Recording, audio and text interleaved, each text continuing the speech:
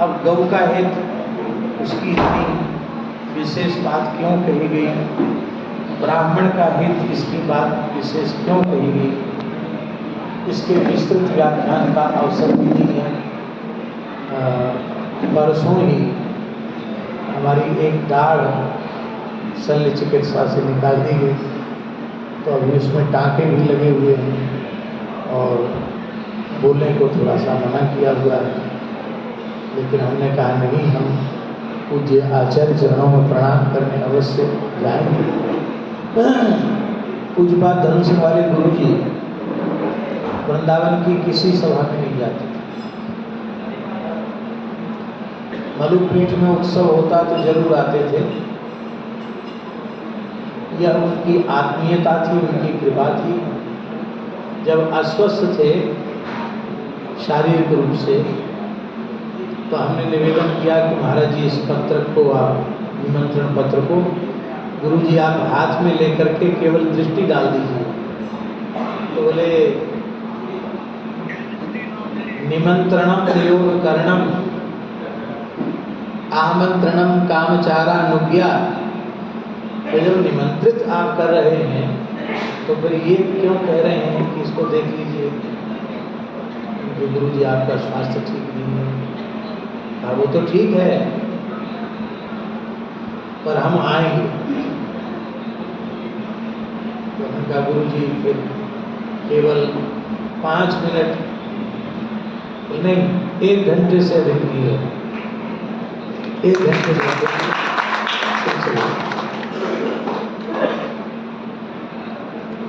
केवल वृंदावन में किसी सभा में गुरु जी जाते थे,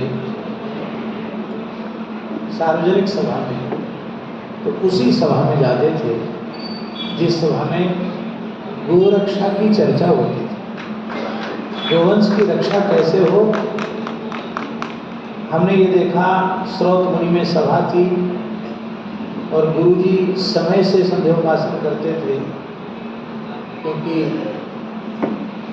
आर्ष वचन है, भगवान व्यास का वचन है, विधिना पिकृता संध्या कालातीता फला भवेत् अयमेव हि दृष्टान्तो बंध्या स्त्री मैथुनम यथा।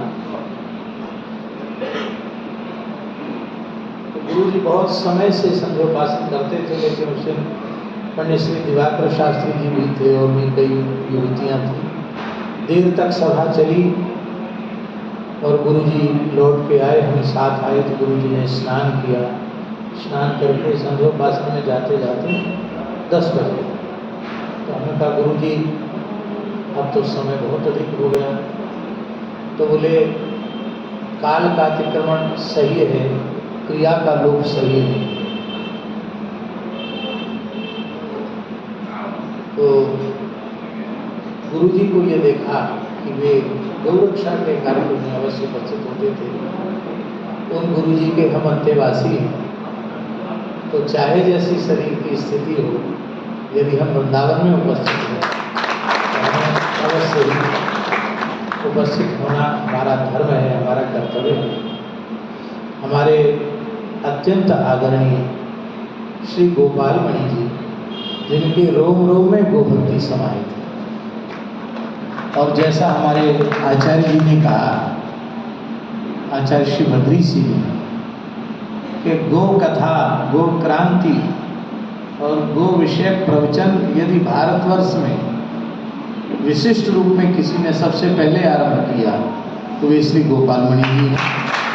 हमारे भी प्रेरक आप ही, और जो जो कर रहे हैं उन सबके प्रेरक आप हैं। हम आपके प्रति बहुत कृतज्ञ हैं और इनकी पीड़ा का हम हृदय से अनुभव करते हैं। लेकिन यह बात कहते हुए हमें फिर बहुत संकोच और पीड़ा, युगपत दोनों का हम अनुभव कर रहे हैं। वस्तुतः गोरक्षा के विषय को लेकर के जैसी एकजुटता इस राष्ट्र में होनी चाहिए, अभी भी उसका अभाव। इसलिए पूज्य आचार्य चरण ने जो गो संसद गठित करने का जो विचार किया है, वो निश्चित ही बहुत ही उत्कृष्ट विचार है, बहुत ही श्रेष्ठ विचार है। और दास यह बात कई वर्षों से यह बात निवेदन कर रहा है कि प्रत्येक परिवार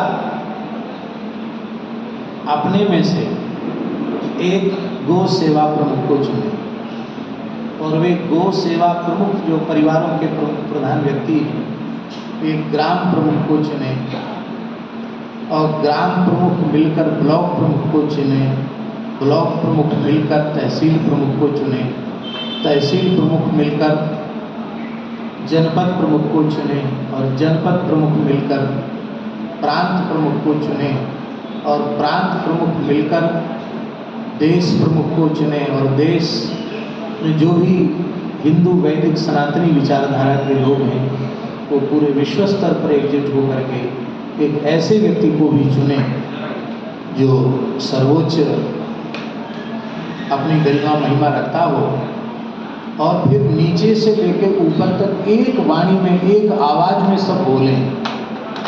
यह कार्य बहुत जल्दी संभव हो जाएगा।